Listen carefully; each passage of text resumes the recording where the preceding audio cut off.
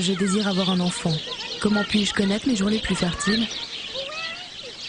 Au début de mon cycle, dès le premier jour des saignements commence une phase infertile.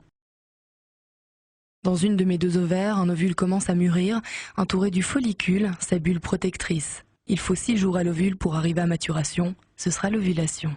Les spermatos ne peuvent pas entrer car le col de mon utérus est fermé. Ils restent dans le vagin et meurent après 1 à 3 heures à cause de l'acidité vaginale. Cette infertilité est variable selon les femmes, elle dure entre 5 et 10 jours.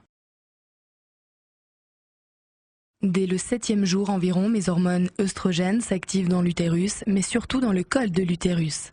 Conséquence, le col s'ouvre et un véritable élixir de vie est produit. Dès ce moment, je suis fertile pour une durée de 7 à 11 jours. Je le remarque par l'écoulement des pertes qui ne sont rien d'autre que l'élixir de vie. Son rôle est d'accueillir et de dynamiser la vie des spermatozoïdes, de trier les plus vigoureux et de leur permettre le voyage vers les trompes pour féconder l'ovule. Les spermatos peuvent se nicher jusqu'à 6 jours dans les cavités du col de mon utérus. Durant ces 6 jours, ils montent au compte-gouttes pour chercher mon ovule. Les spermatos qui passeront juste à temps le trouveront. À gauche ou à droite? Nul ne sait de quel côté l'ovulation a lieu. J'ovule lorsque l'élixir de vie atteint sa meilleure qualité.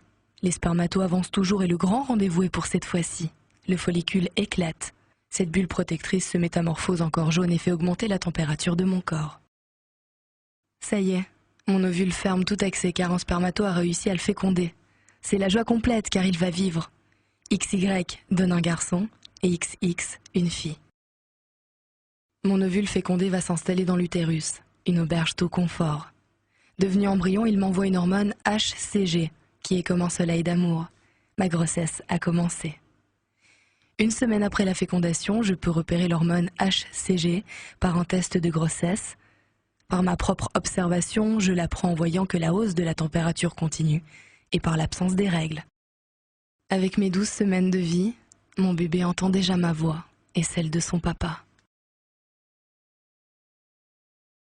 Le lait maternel est la meilleure alimentation pour mon bébé.